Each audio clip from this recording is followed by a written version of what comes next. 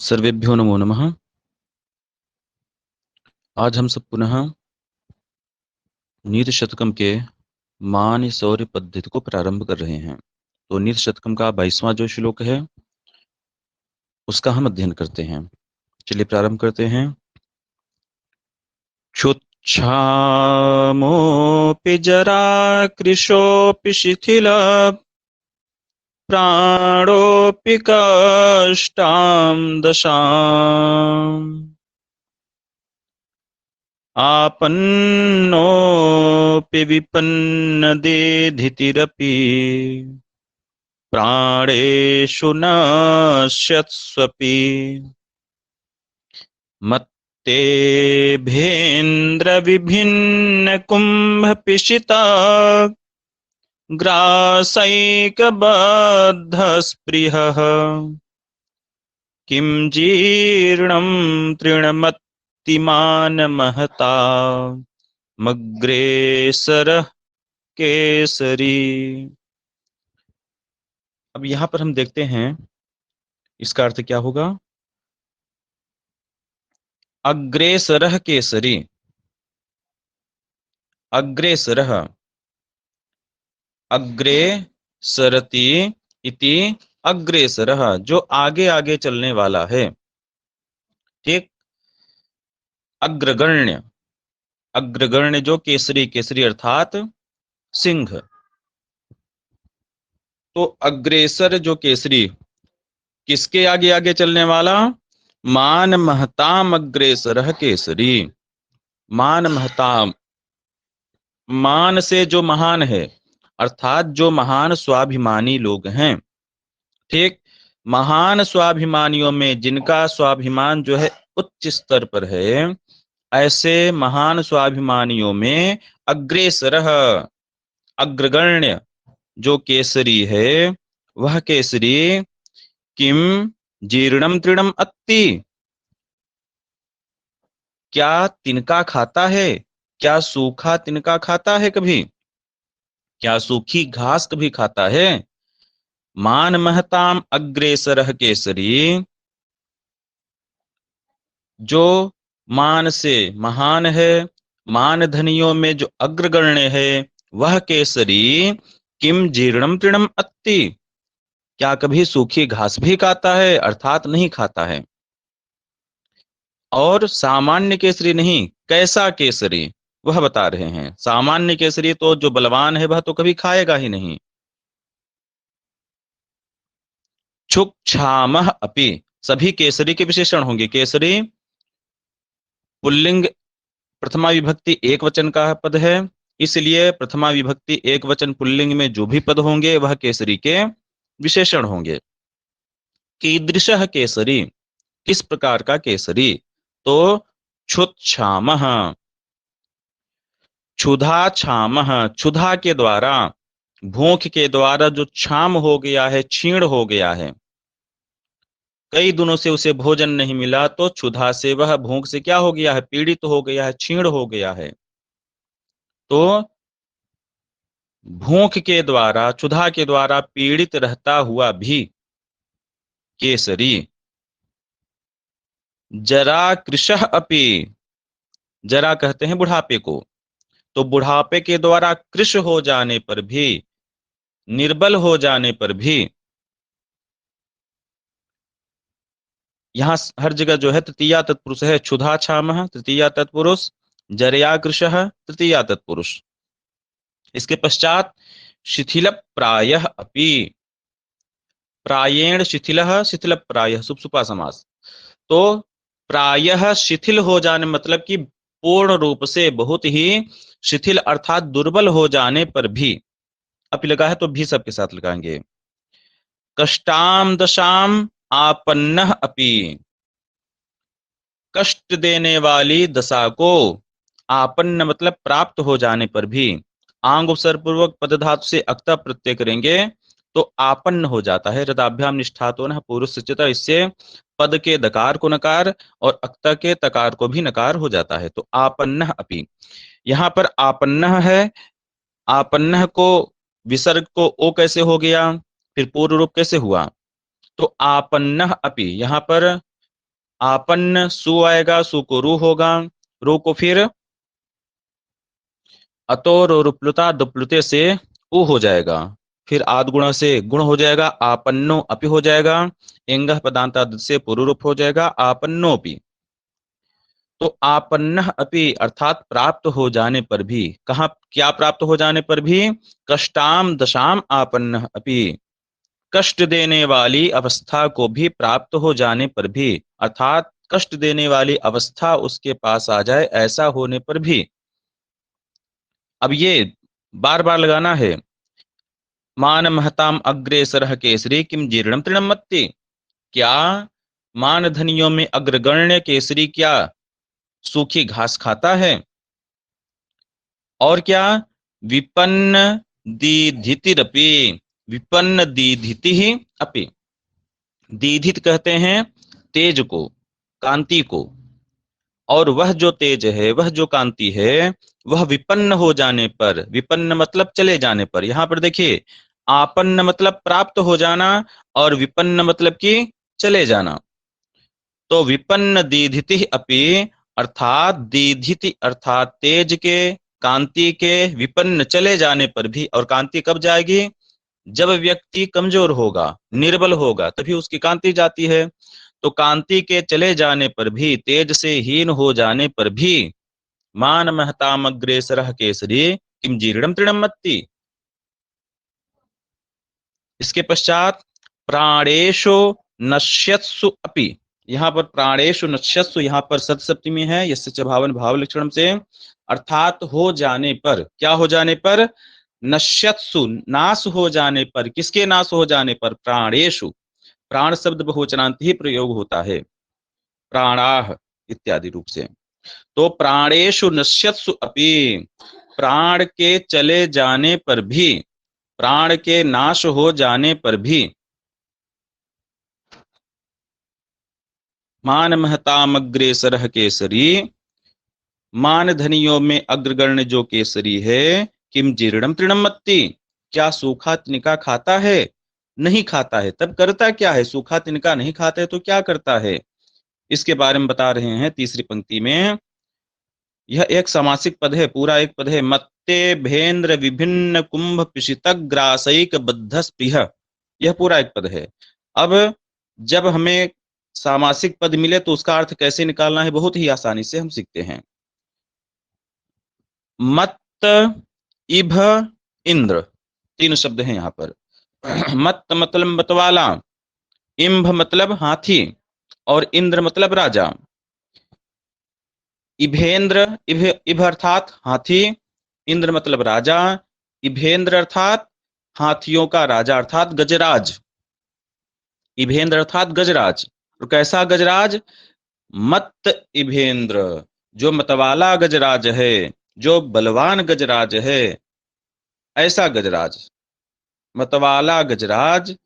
और ऐसे मतवाले गजराज के कुंभ, कुंभ अर्थात जो उसका मस्तक भाग होता है, उस मस्तक भाग को विभिन्न, भिद धातु से एकता प्रत्यय करेंगे तो भिन्न हो जाएगा, वहां पर भी हृदाभ्याम निष्ठातो न पूर्वस्य चिदः, इससे दकार को नकार और रक्त के तकार को नकार हो जाएगा, और वी उपसर्ग पूर्वक होगा तो विभिन्न, विभिन्न मतलब भेद करके, फाड़ करके, उसके मस्तक को विभिन्न कुंभ, उसके मस्तक को फाड़ करके क्या करता है,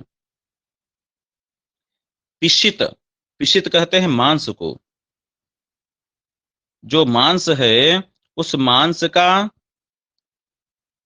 ग्रासैक, पिशित ग्रास, पिशित मतलब मांस के जो ग्रास है, उस मांस के ग्रास के एक बद्ध स्पृह, एक यहां पर मात्र अर्थ में हुआ है, मतलब कि मांस के ग्रास मात्र का ही जो स्पृह करता हो, इच्छा करता हो, ठीक है। तो पिशितग्रासैक बद्ध स्पृह, जो पिशित, पिशित अर्थात मांस, उस मांस, मांस का जो ग्रास, ठीक, षष्ठी तत्पुरुष, पिशितस्य ग्रासः पिशित ग्रासः, तो पिशित अर्थात मांस का जो ग्रास है, उस ग्रास मात्र में जो बंधा हुआ है स्पृहा जिसका, इच्छा जिसकी, अर्थात केवल मत्ते भेंद्र मतवाले गजराज के विभिन्न कुंभ कुंभ भेदे गए फाड़े गए जो मस्तक है, उस मस्तक के मांस के ग्रास मात्र को चाहने वाला जो मान महतामग्रेसरः केसरी, मान धनियों में अग्रगण्य जो केसरी, किम जीर्णम तृणम अत्ति, क्या सूखी घास खाता है। यह क्या है, मान शौर्य पद्धति है, तो मान के शौर्य के बारे में ही यहाँ पर 10 पद्यों से बताया जाएगा। अर्थात जो केसरी है, जो सिंह है, वह मान धनियों में अग्रगण्य होता है, चाहे जो भी दशा आ जाए वह कभी सूखी घास नहीं खाएगा। यहाँ पर शार्दूल विक्रीड़ितम छंद है, उसका लक्षण हम पूर्व में देख चुके हैं। और यहाँ पर अप्रस्तुत अलंकार है, अप्रस्तुत अलंकार का लक्षण भी पहले देख चुके हैं। जहां पर प्रस्तुत को बताने के लिए अप्रस्तुत की बड़ाई हो, अप्रस्तुत की प्रशंसा हो, वह अप्रस्तुत प्रशंसा अलंकार कहा जाता है। इसके पश्चात अब अगले श्लोक पर चलते हैं हम लोग।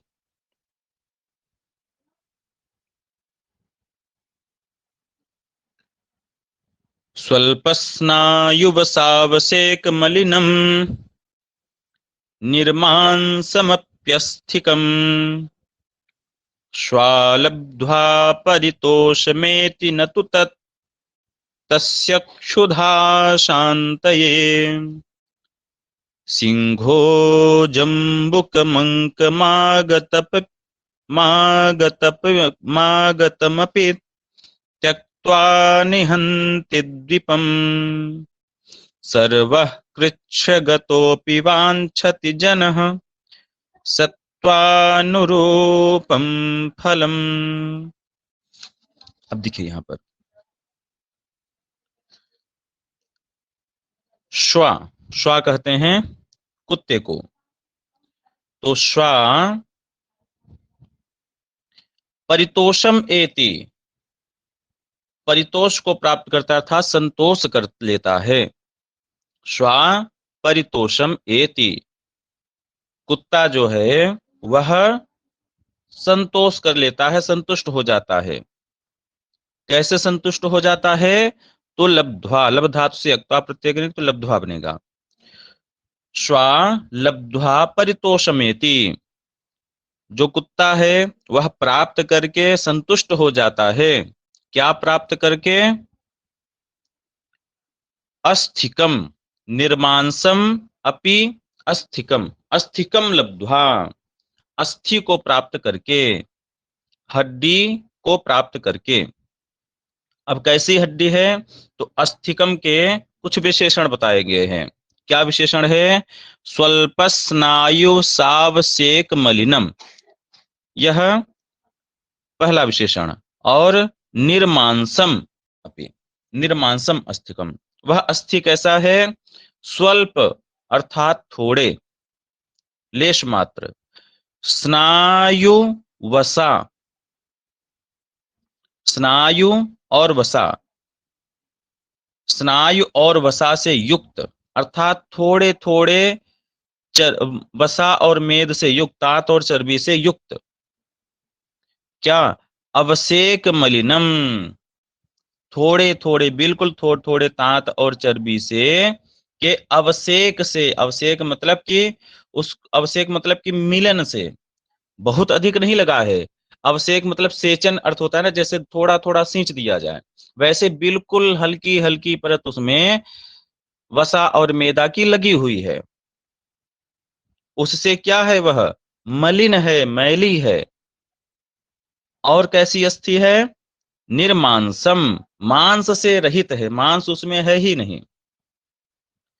ऐसे अस्थिकम लब्ध्वा, ऐसे अस्थि अर्थात हड्डी को पा करके, श्वा परितोषम एति, जो कुत्ता है वह संतुष्ट हो जाता है। तस्य क्षुधा शांतये तत न अस्ति। अस्ति हम अपने से जोड़ लेंगे। उसकी क्षुधा की शांति के लिए, तस्य किसकी क्षुधा की शांति के लिए? कुत्ते की।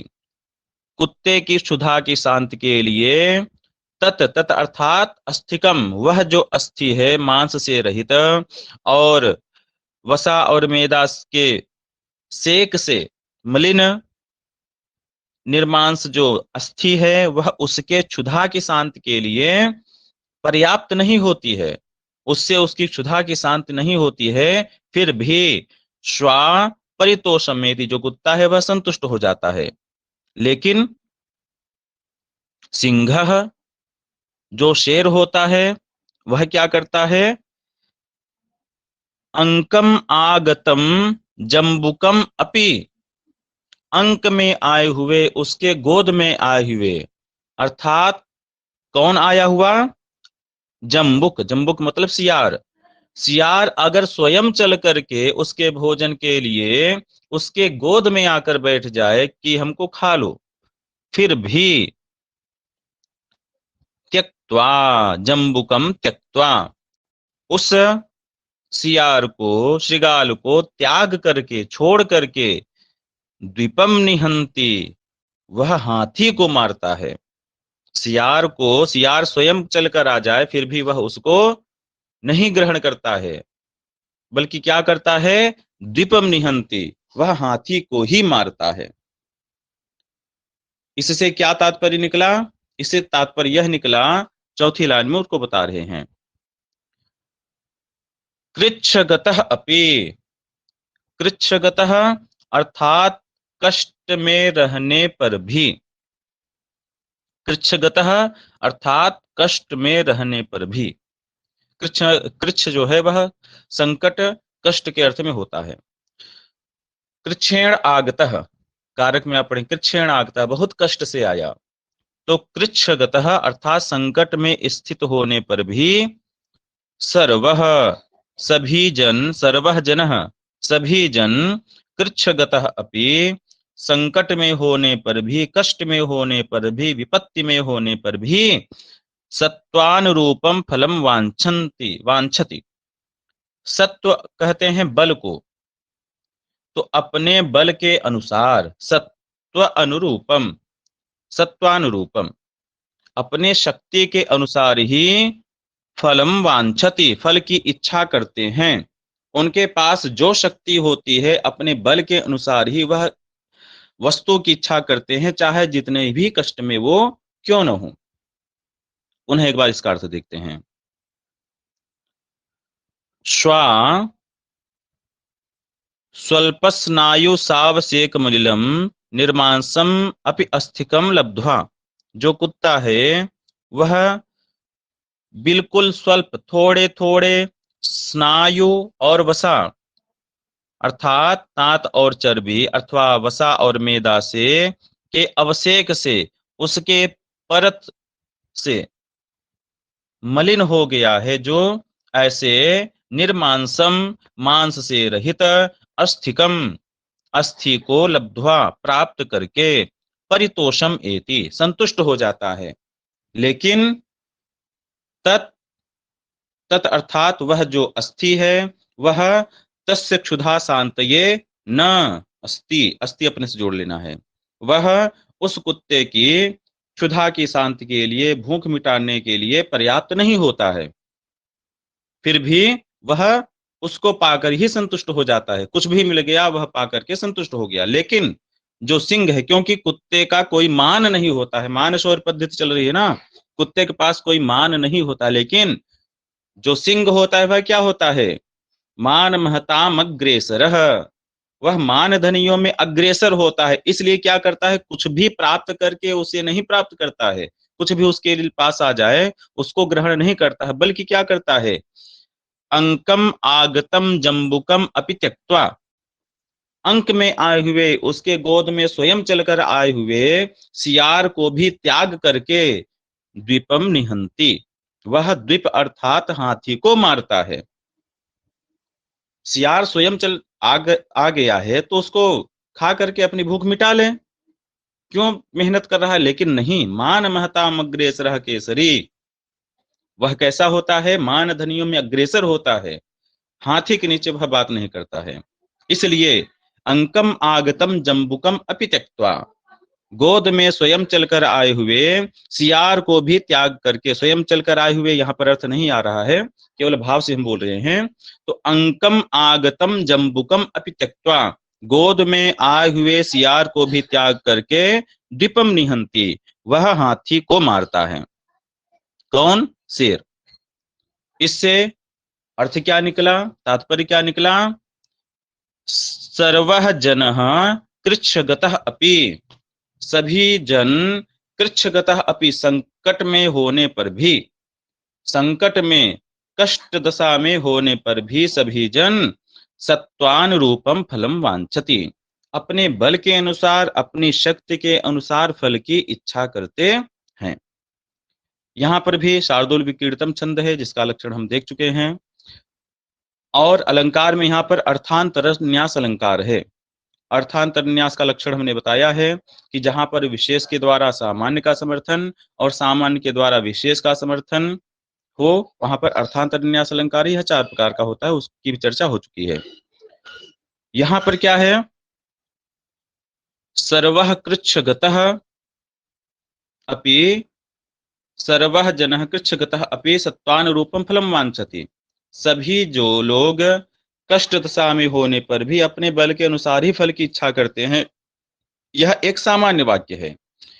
इस सामान्य वाक्य के द्वारा जो श्वाकुत्ते संबंधी चर्चा है, सिंह संबंधी चर्चा है, इसका समर्थन किया गया है।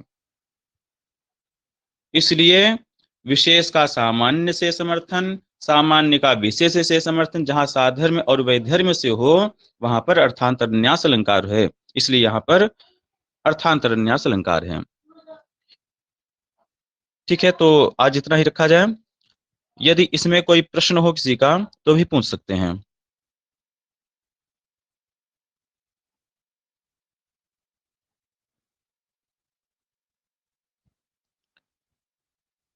ठीक है, कोई प्रश्न नहीं किसी का, तो कक्षा को यहीं पर पूर्ण करते हैं। सर्वेभ्यो नमो नमः, धन्यवादाः।